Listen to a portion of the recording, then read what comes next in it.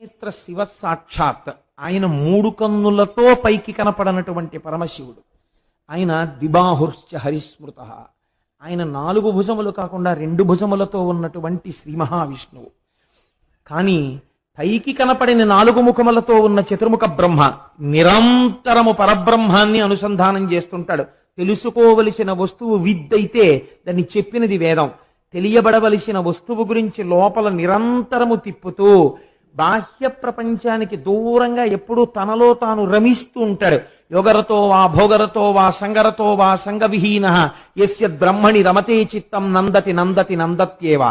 అలా ఆనందపడిపోతూ ఉండేటటువంటి వాడెవరో ఆయన గురువు. ఆయన సాక్షాత్ పరబ్రహ్మ. అందుకే గురుర్ బ్రహ్మ, గురుర్ విష్ణు, గురుర్దేవో మహేశ్వర, గురు సాక్షాత్ పరబ్రహ్మ తస్మై శ్రీ గురవై నమః. ఆ గురువుకి ఏది చేత కాదు. ఆయన దీనికోసం ప్రత్యేకం ఏదో సిలబస్ నేర్చుకోక్కర్లేదు. ఎదుటివాడు మాట్లాడిన ఒక్క మాటకి అంతే. ఒక్క మాట గురువు మాట్లాడా అవతల వాడి జీవన పథమే మార్చగలుగుతాడు. అంత లోకోన్నతుణ్ణి చేసేస్తాడు, అంత సర్వోత్కృష్టుణ్ణి చేస్తాడు. తాను ఇప్పటి వరకు ఏది ఉత్కృష్టత అనుకుంటున్నాడో దాన్ని నుంచి తిప్పి అసలైనటువంటి పదం ఏదో, ఏ పదం వైపుకెళ్లాలో ఆ పదం వైపుకి గురువు తిప్పగలడు. అదృష్టమేమి జీవితంలో అటువంటి నారదుడితో వింధ్యపర్వతం మాట్లాడడం. ఎంత అహంకారం ఉన్నవాడైనా కావచ్చు, ఒక గురువు దొరకడమే జీవితంలో అదృష్టం. ఆ గురువుతో మాట్లాడడమే అదృష్టం. వాడి జీవితం మారిపోతుంది అంతే. చూడండి, అందుకే శంకరాచార్యులు వారి రుణం మనం తీర్చుకోలేమండి. శంకరులు అందుకే అంటారు, మనుష్యత్వం ముముక్షత్వం మహాపురుష సమాశ్రయ.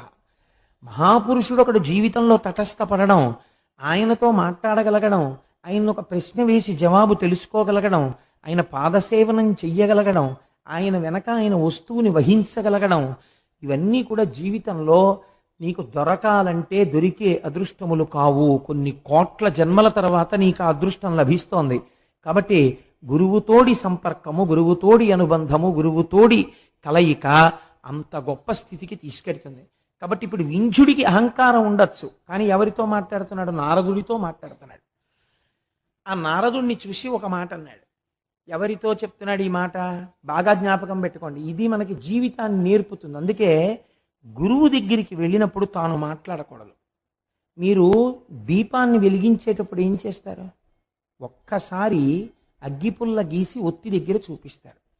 ఆ దీపం మీ పూజ అయిపోయేంత వరకు ప్రకాశిస్తుంది. ఒకసారి వెలిగించిన తరువాత మీరు దానికి నమస్కారం చేసేసి పసుపు కుంకం వేసుకుని, ఈ దీపము పరంజ్యోతి, ఇది ఈశ్వరుడు అని, నతత్ర సూర్యో భాతి నచంద్రతారకం నేమా విద్యుతో భాతి కుతోయమగ్ని అంటూ పూజ చేస్తారు. ఇంకా మళ్ళీ మళ్ళీ దీపాన్ని కదుపుతూ ఉంటారా పూజలో? కదపరిహ. ఆ దీపం నిధనం అవ్వకుండా చూసుకుంటారంతే. అవసరమైతే మీకు ఒక్క పోసినా పర్వాలేదు, కానీ దీపానికి గాలి తగలకుండా కాపాడుకుంటారు కదండి. గురువు దగ్గర అంతే. గురువు దగ్గర ఎక్కువ మాట్లాడరాదు. గురువు దగ్గర ఎంత ఎక్కువ మాట్లాడితే మీ మీద అంత బలహీనమైన అభిప్రాయం ఏర్పడుతుంది. గురువు దగ్గరికి వెడితే ఎక్కువ వినాలి. నాకు అన్నిటికన్నా భయం జీవితంలో ఏమిటంటే మా గురువుగారి దగ్గరికి వెళ్ళడమే. నేను మా గురువుగారి దగ్గరికి వెడితే ఎక్కువ మాట్లాడతానేమో అని నాకు చాలా భయం.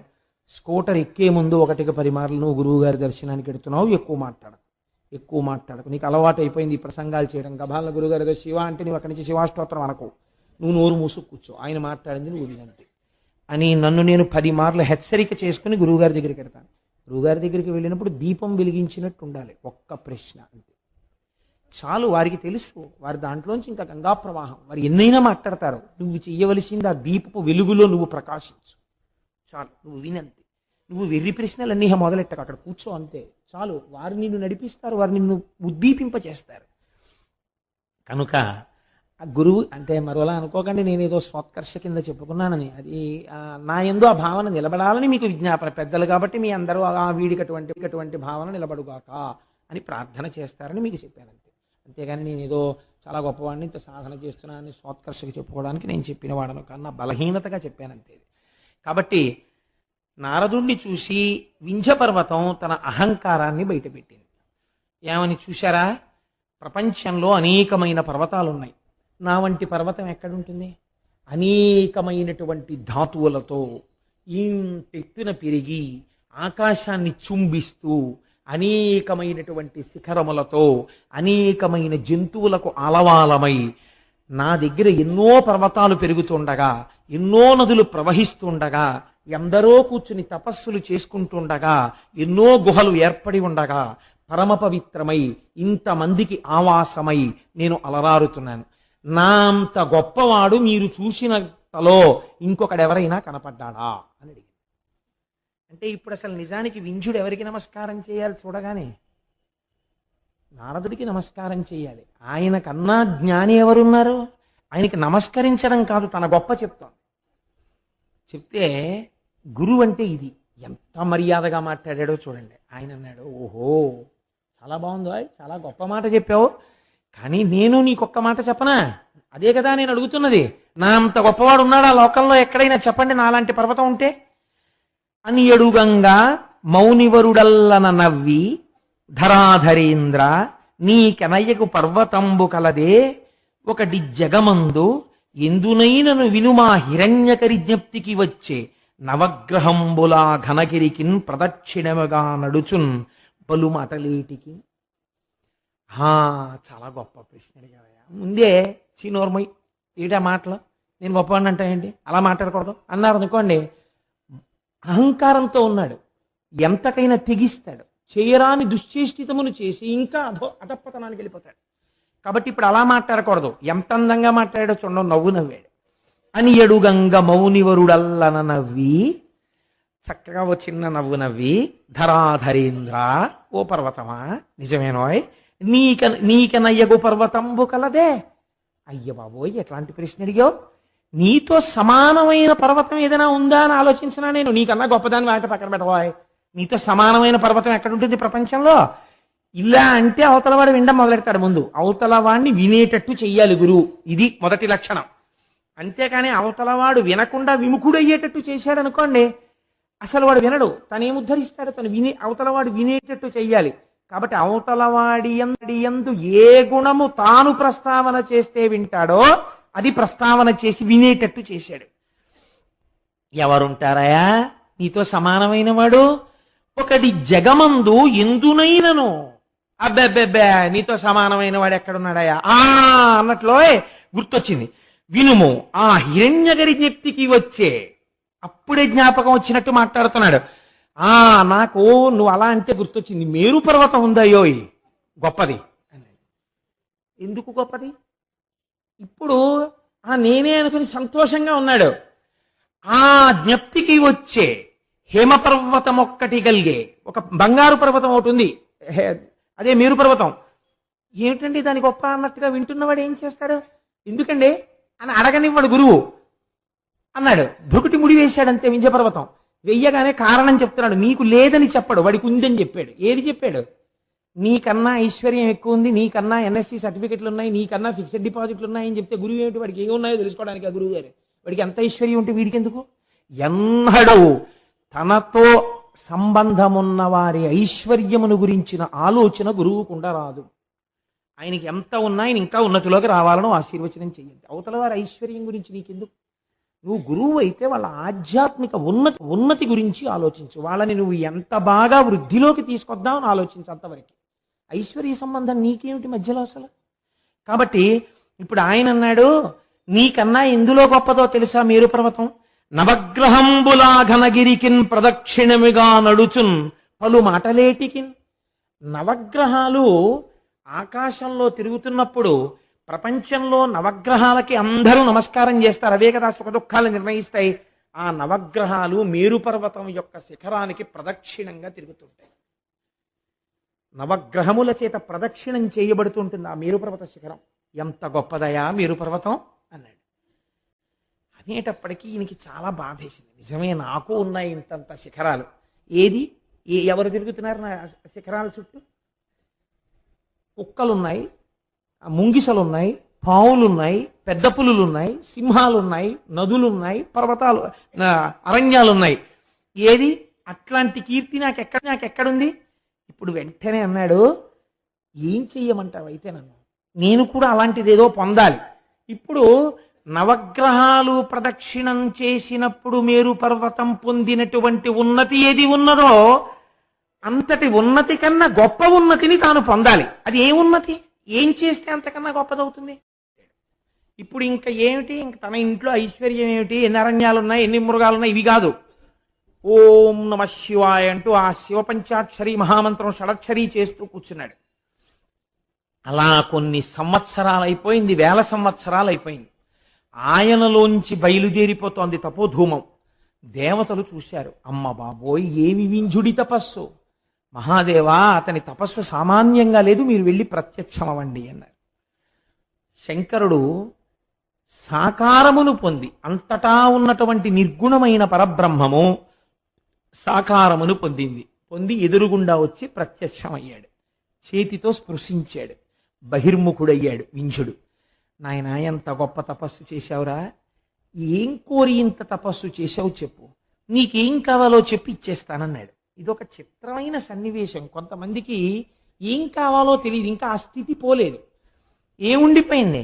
ఇప్పుడు మేరువు కన్నా తన గొప్ప కావాలని ఉందంటే మనస్సులో, దానికి ఏం అడగాలి తెలియదు.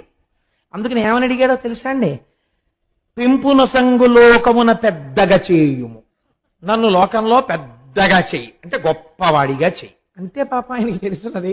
నారదుడు ఇదే కదా అడగమన్నాడు, ఇదే అడిగాడు. అయితే ఒకటి మాత్రం నిజమండోయ్, గురువు మాట మీద, ఈశ్వర వాక్యం మీద విశ్వాసం ఉంటే చాలు, రక్షించేస్తుంది.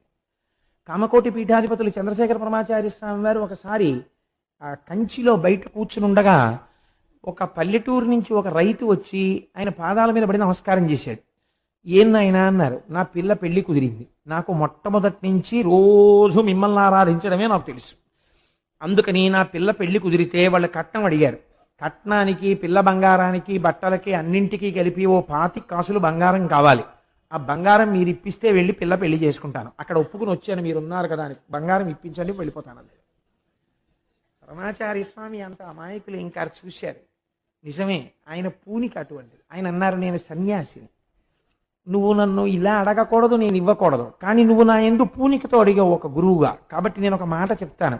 ఈ మాట కామాక్షి అమ్మవారిని అడుగు, వెళ్ళి అడిగి ఏమంటుందో కనుక్కుని నా దగ్గరికి రా, చూద్దాం అన్నారు. అలాగే అడుగుతాను, మీరు ఏం చేయమంటే అది చేస్తాను, ఇవ్వడం మీ పూచి, ఎక్కడికి వెళ్ళమంటే అక్కడికి వెళ్తాను. కామాక్షి అమ్మవారి గుడికి గురువు మాట మీద ఇది యథార్థంగా జరిగిన సంఘటన అండి. కామాక్షి అమ్మవారి గుడికి వెళ్ళి అమ్మవారి ముందు నుంచి ఇదే అడిగాడు. పిల్ల పెళ్లి కుదిరింది, పరమాచార్యుల వారిని నమ్ముకున్నాను, ఎప్పుడూ ఆయనకు నమస్కారం పెట్టి పొలానికి పోతుంటాను. వాళ్ళు 25 కాసులు అడిగారు, పరమాచార్యుల వారు ఉండగా నాకేమిటని ఒప్పుకున్నాను. నిన్ను నమ్ముకున్నంత లేదు, పరమాచార్యుల వారిని నమ్ముకుని 25 కాసుల బంగారం ఉంటే పిల్ల పెళ్ళి అయిపోతుంది. ఆయన దగ్గరికి వెళ్ళాను, నీ దగ్గరికి వెళ్ళి చెప్పి రమ్మన్నారు, నీకు చెప్తున్నాను, నీకు చెప్పాను, గురువు గారి దగ్గరికి వెడతాను, ఆయన డబ్బు ఇచ్చేట్టు చూడు, వెళ్ళిపోయాడు. ఇప్పుడు మళ్ళీ వచ్చాడు. వచ్చేటప్పటికి పరమాచార్య స్వామి మళ్ళీ అక్కడే కూర్చుని ఉన్నారు. ఈయన వచ్చాడు. వచ్చేటప్పటికి ఎక్కడి నుంచో జమీందారు గారు వచ్చారు. అయ్యా, ఎప్పటి నుంచో పరమాచార్య నాదొక్క కోరిక, మీరు దేనికి వెచ్చించండి నాకు అనవసరం, మీకు ఒక్క 25 బంగారు కాసులు సమర్పించుకోవాలనుంది, వచ్చానని సంచిలోంచి తీసి 25 బంగారు కాసులు పోశాడు. ఇట్టించి ఆ పల్లెటూరు ఆయన వచ్చాడు. మీరు వెళ్ళమన్నారు, అమ్మకి చెప్పాను, వచ్చాను, మీరు ఇస్తేనే బయలుదేరుతాను, పెళ్లి పనులు ఉన్నాయన్నారు. పరమాచార్య ఓ నవ్వు నవ్వి ఊపటి తీసుకెళ్ళి.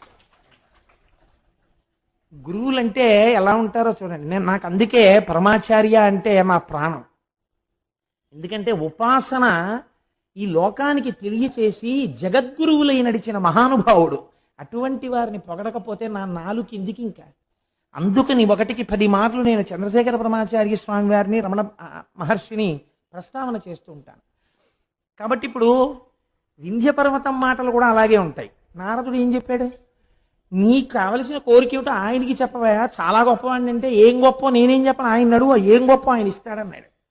అందుకని ఇప్పుడు ఆయన ఏం చేశాడు? ఇది అడిగాడు, పెంపునొసంగు లోకమున పెద్దగా చేయుము దేవా అన్నతాం కంపిత చిత్తుడై శివుడు కర్జమిరింగి నగేంద్రుతోడ నీ వింపుగా కోరినట్లు వరమిచ్చితి, నీవిక లోక సౌఖ్యముల్ తెంపరివై అడంపకు మదించియునర్చిన బాయునున్నతులు. నువ్వింకా అహంకారంతో ప్రవర్తించకు, నువ్వెప్పుడు కూడా నా అంతటి వాణ్ణి నేను అని అనకు. నీకు ఏమి చెయ్యాలో నాకు అర్థమైంది, నీకే ఉపకారం చెయ్యాలో నాకు అర్థమైంది. నీకు మనస్సులో ఏమిటి గొప్పతనం అంటే శివుడి భావన. నవగ్రహాలు మేరు పర్వత శిఖరానికి ప్రదక్షిణం చేస్తున్నాయి. అందుకు కదా నీకన్నా గొప్పవాడని చెప్పాడు నారదుడు. ఈ నవగ్రహాలు నాకు కవచం, నేను వాటిని కవచంగా కట్టుకుంటూ ఉంటాను. అందుకే శివుణ్ణి నమ్మినటువంటి వాడిని మీరు జ్యోతిష్యం చూసి పరమశివభక్తుడైనటువంటి వాడికి జాతకం చెప్తే నువ్వు చెప్పిన జాతకం తప్పై కూర్చుంటుంది. వాడికి గ్రహాల రీత్యా ఏదో దోషం ఉందని మీరు చెప్పారనుకోండి, ఈ నవగ్రహాలు కవచంగా కట్టుకుని ఆయన ఉన్నాడు శంకరుడు, వాడికి ఇలవేల్పుగా ఆయన్ని నమ్మి ఉన్నాడు ఆయన. ఈయన చేసిన అభిషేకానికి, ఈయన చేసిన రుద్రాధ్యాయానికి, ఈయన చేసిన పారాయణకి ఆ గ్రహాల్ని నువ్వు ఇంతకన్నా ఏమి చెయ్యకని చెప్తాడు.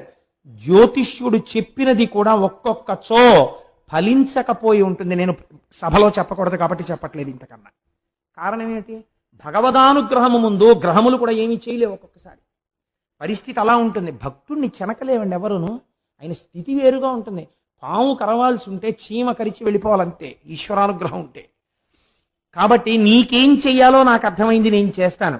నవగ్రహాలు నాకు కవచం. శ్రీకాళహస్తిలో కట్టు కూర్చోవట్లేదండి, నవగ్రహాలు కవచంగా కట్టుకున్నాడు.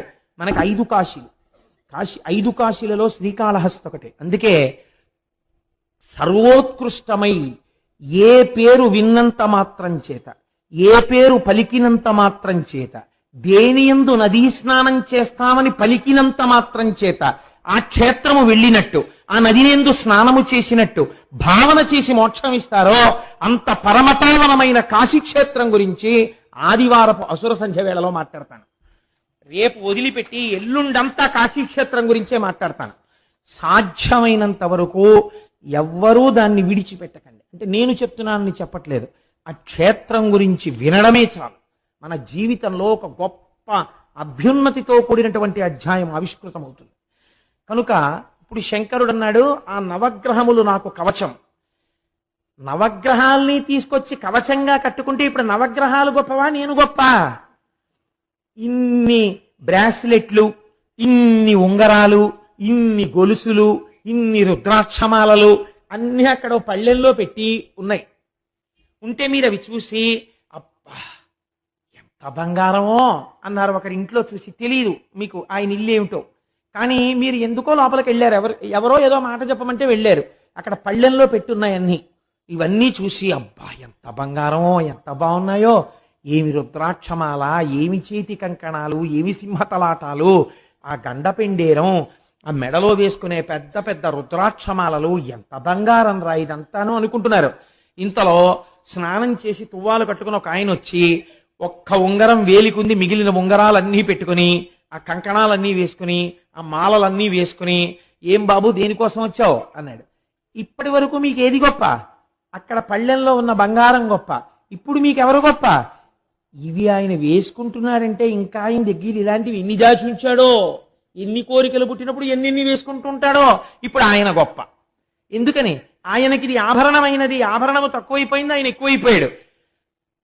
ఆ మేరు పర్వతం చుట్టూ ప్రదక్షిణం చేసే నవగ్రహాలు శంకరుడికి ఆభరణాలు, కవచం. ఇప్పుడు ఆ కవచమే కట్టుకునే శంకరుడే వచ్చి ఇక్కడ కూర్చుంటే ఎవరు గొప్ప? ఈయనే గొప్ప. ఇది అడిగాడు ఆ నోటితో, అడగక్కర్లేదు.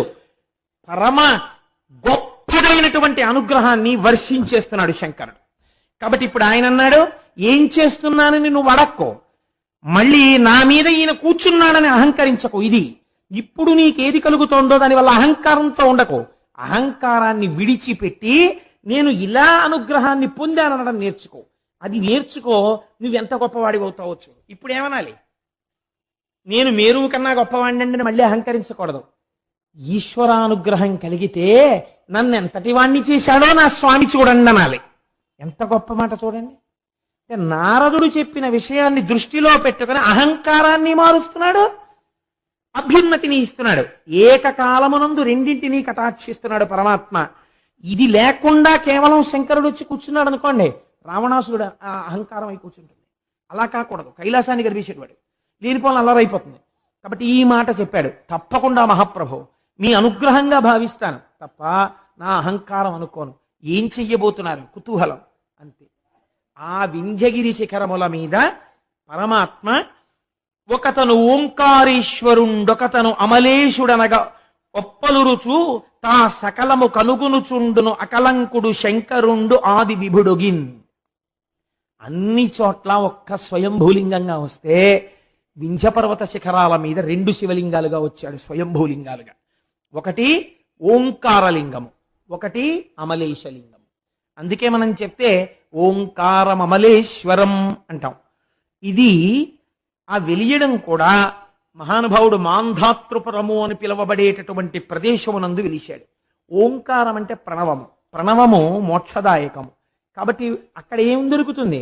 మోక్షము దొరుకుతుంది. అక్కడికి వెళ్ళి చూస్తే ఇప్పుడు వింధ్యగిరి మీదకి వెళ్ళి దర్శనం చేసిన వాడికి ఏమొస్తుంది? మోక్షమే వస్తుంది. పక్కనే ఉంది అమలేశుడు ఉన్నాడు. అమలేశుడు అంటే ఎవరు? ఆ పేరేమిటి అలా ఉంది చిత్రంగా? అమలేశుడు అంటే మనం శ్రీశైల ప్రపత్తిలో చదువుతుంటాం. అమలం కమలోద్భవగీత గుణం సమదం సమదా సురనాశకరం రమణీయ రుచిం కమనీయ తనుం నమః సాంబ శివం నతపాపహరం శివం శంకరం బంధురం సుందరేశం నటేశం గణేశం గిరీశం మహేశం దినేశేందునేత్రం సుగాత్రం మృడానీపతిం శ్రీగిరీశం హృదా భావయామి అని. సాంబ సదాశివుడు, అంబ అమ్మతో కూడుకున్నటువంటి సదాశివుడిగా సాకార రూపుడై స్వామి అమలేశుడిగా వెలిశాడు. అమలేశుడు అంటే మలము లేనివాడు, ఏ మలము లేనివాడు.